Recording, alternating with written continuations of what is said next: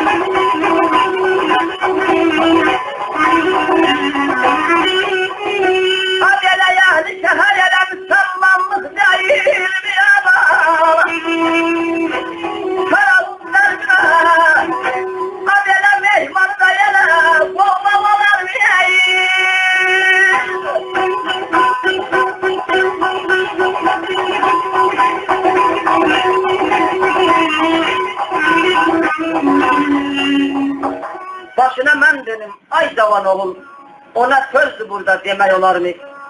Əhli şəhər müsəlmanlıq deyil mi? Mehmanı da elə qovmaq olar mı?